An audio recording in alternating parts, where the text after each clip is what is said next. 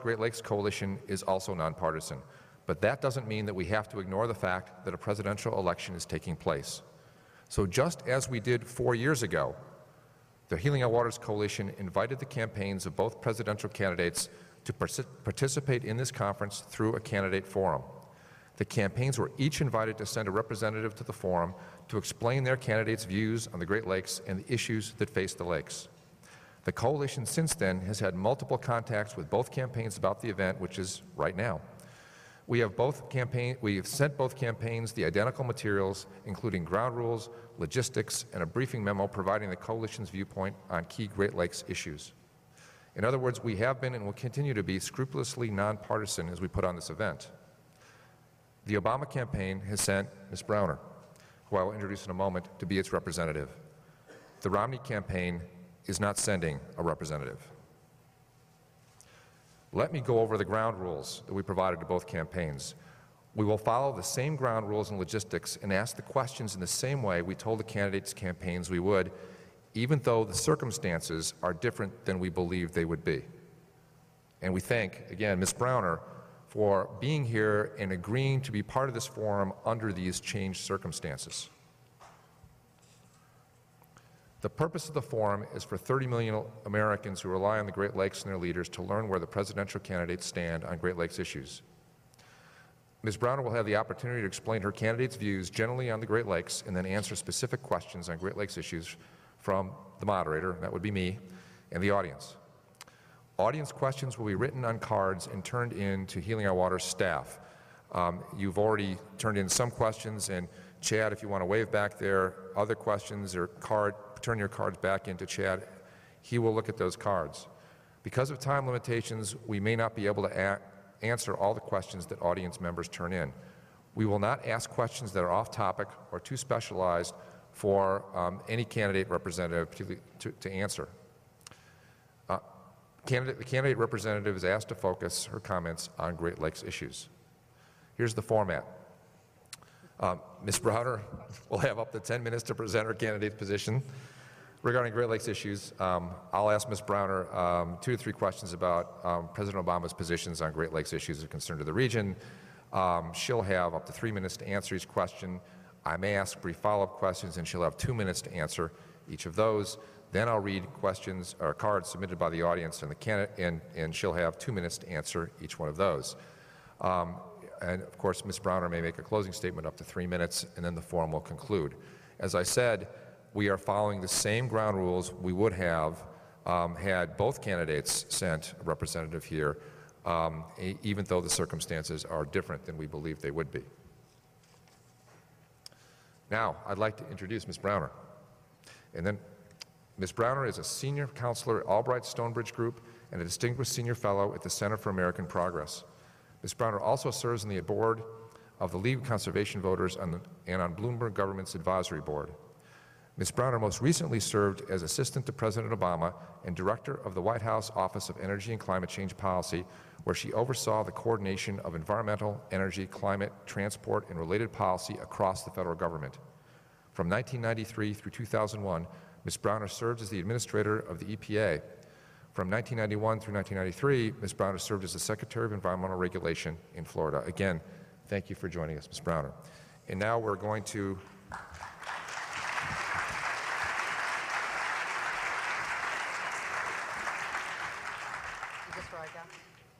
that should be on. Okay. Good morning. And thank you all for the opportunity to be here, and thank you for what you do in your communities, in your state, in your businesses, in your organizations to help protect and make sure everything possible is done for the Great Lakes. As you heard, I am here today. My title, I think, is surrogate for the Obama campaign. As you heard in the introduction, I've had a lot of titles in my life. There was Secretary of the Environment for the state of Florida. When I went to get a mortgage on a house in Florida, the woman whose title was also Secretary, processing the loan guarantee, wanted to know how I made so much money as a secretary. She clearly didn't understand that I had 700 employees and a lot of laws to enforce. Then I went to the White House, most recently, where my title was assistant to the president. That's the highest rank office in the White House. But the press decided to title me the Socialist Czarina, leaving you to wonder what they didn't understand about history. I don't think there were any actual socialist czars in our history, in the history of the world. But I have to say my favorite title was the title administrator. Again, no one really understood what an administrator is, but the opportunity to work with the 15,000 plus people that make up the EPA, the Environmental Protection Agency, to be a part of implementing this country's environmental laws was really a true honor, and I continue to this day to be very proud of the progress we were able to make during my tenure at EPA. It's great to see Dave Ulrich here, who was one of the regional administrators during my tenure. And certainly I am proud of the work that EPA did during that time and continues to do today on behalf of the Great Lakes. As you know, this is a candidate forum or a debate. I'm not sure what it is now, but I'm here to talk about the President Obama, and his commitment to the Great Lakes. I think the best way to judge somebody is to look at their record, to look at what they've actually done over a period of time. And I think the president's record is really quite significant. He understands that the Great Lakes are home to some of America's finest beaches, world-class fisheries, and some of the world's most popular tourist destinations. That the Great Lakes supply drinking water for 30 million people, and that there is a robust industry depending on the health of the Great Lakes. He also understands that the stewardship and the health of the Great Lakes is intrinsically linked to environmental sustainability, human health, national prosperity, and security. And that's why he's taken the steps that he has taken. I probably don't need to tell all of you what those steps are, but I think it's worth just briefly mentioning a few. The first is the historic investments, the financial investments in the Great Lake restoration. More than $1 billion since the president took office. Thank you.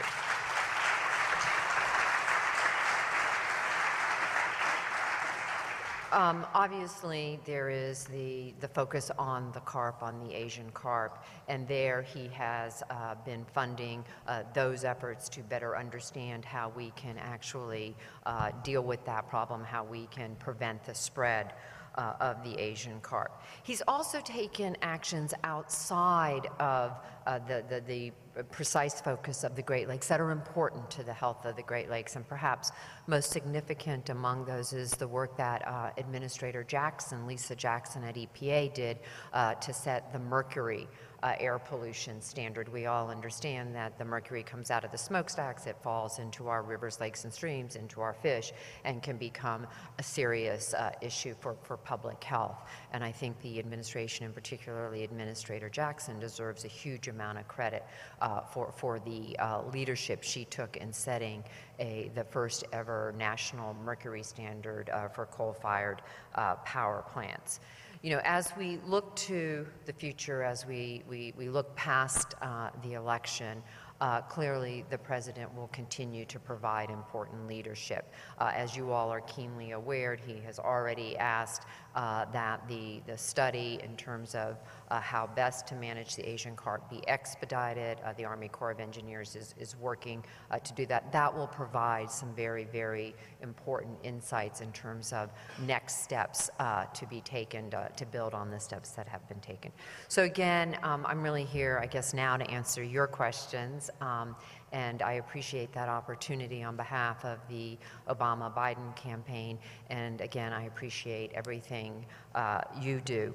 Let me just make a personal note in closing. I'm from Florida, as you heard, and I suspect what is true for me is true for all of you.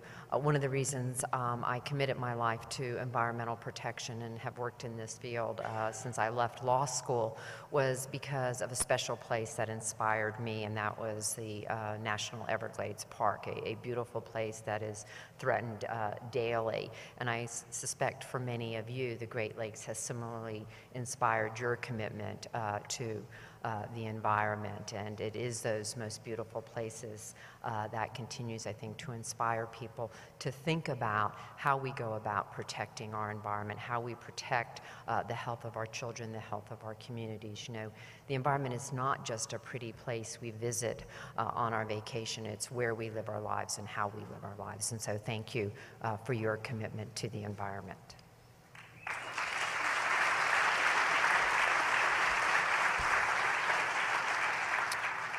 Thank you, Ms. Browner. I've got a few questions to ask now, and then we have a few from the audience. The first question comes with a bit of a preamble. The Great Lakes are one of America's most precious natural resources. They provide drinking water for more than 30 million people, more than 1.5 million jobs in the region, and recreational opportunities for the nation. Here in Ohio, Lake Erie is especially important to the quality of life for millions of folks who live near the lake. Yet Lake Erie and the other Great Lakes are suffering. We have a bit of a problem. They can probably hear you But quite you well, can't. but I can't. Okay. So I don't know how we're going to fix this, because I think when the sound is coming back at me, it's garbled. Why don't I move to the You'll center? just hand me the questions? And no, I'm kidding. I'll pick the ones I want to answer. Here we go. Is this any better? That is better. All right. You know what? I can do that right like this. I will talk at you rather than them. How's that? I think it's the way it's coming through the sound system. So when you spoke closer to the mic, Okay. it was a little bit better. So you don't want to answer questions that you can't hear? No, I'm happy to answer questions I can't hear. I'll just say what I want. I can live with that. Okay. Yet Lake Erie and the other Great Lakes suffer serious threats such as toxic pollution, sewage pollution, invasive species and habitat loss that have led to much damage, illnesses in people, algal blooms, record beach closings, fish consumption warnings, and billions of dollars of economic damage. In response, citizens, agencies, and governments from across the region and the nation developed a comprehensive restoration plan, and then both parties have taken action to implement it and fund it through the Great Lakes Restoration Initiative. Here's the question part, if re-elected president, will President Obama maintain, decrease, or increase the current funding levels for Great Lakes restoration funding in his budget? Well, again, I think, oh, wow, now I hear myself quite loud. I think what we need to look at is the president's record here. It is a strong record. Obviously, we're about to have a big debate in Washington post-election, whether that's in the November, December, January, February timeframe remains to be seen about budget and balancing our budget and deficits and things like that. But the president has a very strong record, and I think it is very fair to assume he will continue this commitment. He will continue to build on it. I think it's important to understand that the opponents in this election, Mr. Romney and Mr. Ryan, the only sort of budget they have out there is Mr. Ryan's budget, which would cut programs across the board a significant percent. And as far as I know, I'm not aware of any promise or commitment they've made specifically on this program. But the president does understand the importance of the Great Lakes. He is from this region, and I think has provided really important leadership and will continue to provide that leadership. If I can ask a follow-up, we heard earlier in this conference about the fiscal cliff that's facing the nation at the end of this year. We were told it was sequestration, the annual budget, and lifting the debt ceiling. Given those pressures, will President Obama be able to protect Great Lakes funding? Well, the president each year in his budget thus far has protected and sought money for Great Lakes restoration. Obviously, this is going to be a very difficult conversation that the country is going to engage in. But I think it's fair to say when you look at his record, his commitment has been very, very strong. How this issue gets resolved and how individual cuts or broad cuts are managed will be different depending on who wins this election. I mean, you know, people like to say elections matter. When it comes to an issue like this, elections really matter. And the president has a demonstrated record on these issues. Thank you. My next question, at least, again, a bit of a preamble, and I'll stand close to the mic so you can hear it. One of the most pressing threats to the health of the Great Lakes is the monstrous non-native Asian carp, the invasive species of fish that breed like mosquitoes and eat like hogs. I have to call out Jeff Alexander for providing that phrase, which has now made it nationally all over the place. Wait, say it again. I have to learn this. You need to hear, this is the invasive species of fish that breed like mosquitoes and eat like hogs. I don't know a lot about hogs being from Florida, but I know a lot about mosquitoes, Okay. so I get it. Despite various government efforts, these fish have used the Chicago canals as a kind of invasive superhighway, traveling from the Mississippi River through the canals to within several miles of Lake Michigan. At the same time, those canals are carrying other invasive species like zebra mussels from the Great Lakes to the rest of the country. If elected president, what will President Obama do to effectively and permanently stop the advance of Asian carp? Well, the president will build on the work that he's already done, which I think is quite noteworthy. He has demonstrated a commitment to maintaining, to restoring a healthy ecosystem. Obviously, Asian carp are not a part of a healthy ecosystem. He's established the Asian Carp Regional Coordinating Committee. He's appointed an individual within the White House in CEQ to oversee the activities that the administration is undertaking with respect to the Asian carp. He has provided funding that had not been previously funded, and as I mentioned earlier, he has asked that the Army Corps of Engineers and the other federal agencies involved in the current study expedite that study so that we can get those results and make some additional decisions going forward. Thank you. I've got one follow-up question for that too, which I know you know is coming. It involves the term hydrologic separation. And specifically, we have to ask whether the President will order various government agencies to take the necessary measures to construct a permanent barrier to separate hydrologically the Mississippi River and the Great Lakes Basin in Chicago. Well, I mean, as you all know, that is part of what is now being looked at, and it wouldn't be appropriate for anybody to prejudge the outcome. You know, one of the things I learned running the largest environmental agency in the country is that you want to make your decisions based on the best available information, based on the best available science. And so that process is underway right now. I have the utmost confidence that the President will take the results of that process very, very seriously. But it's not, the President, I think, said this yesterday in an interview, obviously on a different issue, that, you know, when you're in office, you have to take very seriously the requirements of the office and the way in which you use your authority, and you have to comply with the law and in all of its intents. You know, when you're not in office, you're free to sort of say whatever you want. In this case, the President is taking the issue seriously. He's ordered the study, he's ordered it expedited, and he needs to allow the results of that study to come forward so that we can all make an informed decision about how best to proceed. You know, I mean, I'll just add an aside. You know, there were lots of times during my tenure at EPA when I might have personally wanted to do something, but as the statutory head of the agency, as someone, you know, confirmed by the United States Senate, nominated by a president, confirmed by the Senate, you're not free to do that. You must follow the laws of the country, and those laws are important, and they're how we've been able to make the kind of progress we've made in terms of environmental protection, clean water, clean air in this country. And so, you know, it's easier probably to be a candidate in an election season or a candidate not currently in office than it is to be a candidate in office. But the President does take his responsibilities towards the Great Lakes very seriously. Great. So we are now going to audience questions. How will your administration promote the growth of green jobs and industry in the United States that will develop technologies that can be applied to Great Lakes restoration and protection in the future?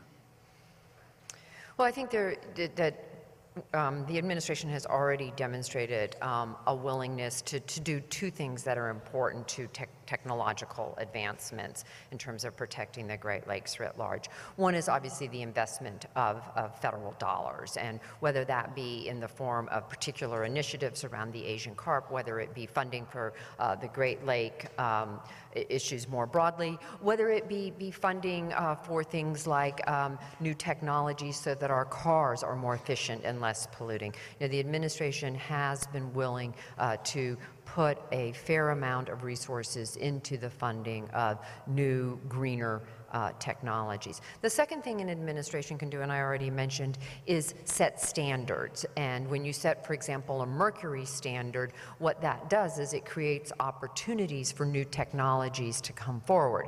For those businesses, for those smokestacks that emit mercury, they have a choice now. They can shut that facility down, or they can install new, greener, cleaner technology to reduce their pollution. And, you know, a lot of times you'll hear folks say, well, regulations are just bad for the economy. I can show you any number of businesses that exist today because the government created an environmental requirement and they had the solution, and with that governmental requirement to reduce pollution, that company was able to come forward and sell their technology. And so I think that, you know, we need to continue to be take advantage of all of the tools that are available to the government in terms of stimulating private sector investments in new technologies and really bringing to bear the very best of our country in terms of common sense, cost-effective solutions.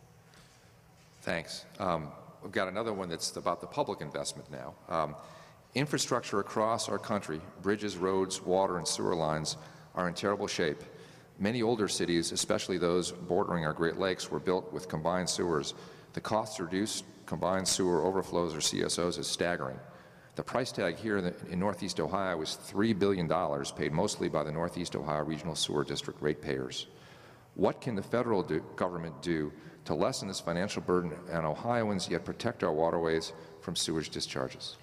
So I think it's important to understand that the federal government has been funding the construction of wastewater treatment facilities, initially through grants going back, I want to say 30 years ago, more recently through the revolving loan program, probably for the last 20 years. So what happens is every year money flows from the federal government, from the EPA, to each state based on your population. States are then free to use that money to build wastewater treatment facilities. One of the changes I got in the law is you can use that money to prevent pollution from entering your waterways. We also created a drinking water revolving loan problem. What many states have done, I don't happen to know Ohio, is they take those federal dollars and they multiply them through a bond program. So they leverage it. So, you know, for every dollar they get from the feds, they're able to turn it into $2, $3, $4, which they can then loan to local governments to allow them the capital they need to improve the quality of the sewer system, of that drinking water system, and then that loan is paid back. Now here's what's important. It's paid back to the state government, not to the federal government, and then that money can be relent. And so the wastewater revolving loan fund is now revolving nationally at billions of dollars. And, you know, just even with that level of revolving funds, there continue to be monies flowing, new monies flowing into the state accounts. And as I mentioned, a similar fund was, we were able to create while I was at EPA with the support of Congress for drinking water. And so, yes, infrastructure is a serious problem. Yes, there are dollars, there continue to be dollars, but, you know, this is the kind of debate we're about to have in Washington, is what will those levels of funding be going forward? Thank you. We have time for one more question. And here it is, your favorite topic. Climate change is a serious threat to the health of the Great Lakes and the people who rely on them. What is the President's plan to address climate change in his next term? Can we just start with what the President said about climate change in his acceptance speech? I mean, you know, he said, look, this is real, this is serious.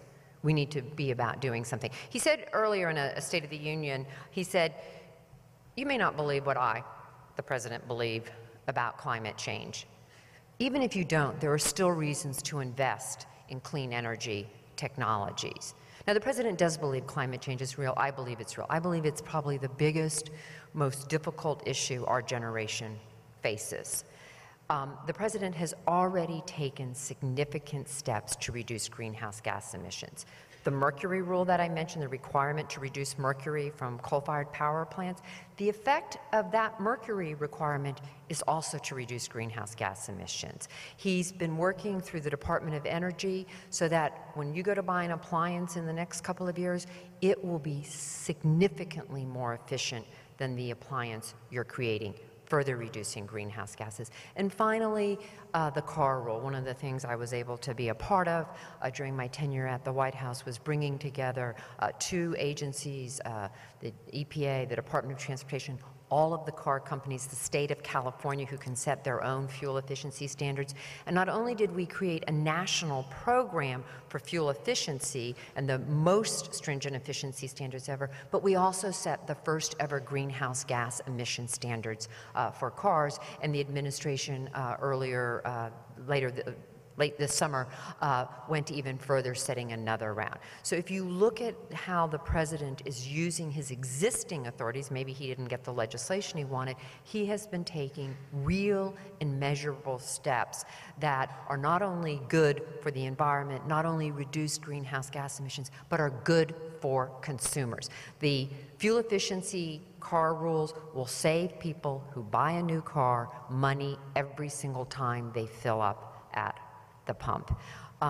Obviously, in the second administration, the president will have other authorities that he can bring to bear. He's proposed the first ever greenhouse gas requirements for new coal-fired power plants. But I think that for those of us who believe climate change is the issue of our generation, this president has a very, very solid record to build on in a second administration. That concludes our questions. Ms. Browner, would you like, you've been talking for a while, but do we want to say anything to wrap us up? You know, I would. You know, I ran the EPA, and one of the reasons we created an EPA, an Environmental Protection Agency, in this country was in part a response to what was happening across the nation in terms of pollution, and obviously for the photos, these sort of iconic photos of the Cuyahoga River catching on fire was certainly something that compelled a lot of people to demand that the then President Richard Nixon create this federal agency. And the reason I bring up what I'm sure for people who are actually here from Cleveland, a somewhat painful memory, is on the drive-in, the gentleman driving me, a lovely man, is a rower, it turns out. And there's a regatta here this weekend in the Cuyahoga River. And I thought, what a testament to what our commitment to environmental protection can mean. And you know, we've made a lot of progress in protecting our air and water, but the job isn't done. And in a modern industrial world, we have to remain committed and vigilant. And there is no doubt in my mind that that's what President Obama stands for. But as he said in his acceptance speech at the Democratic Convention, he can't do it alone. He needs all of us to help him. And so let me end where I began by thanking you for what it is you do as committed environmental leaders, but not only for what you have done, but for what you will do, so that we can give to subsequent generations clean air, clean water, and a restored Great Lakes. Thank you all so much.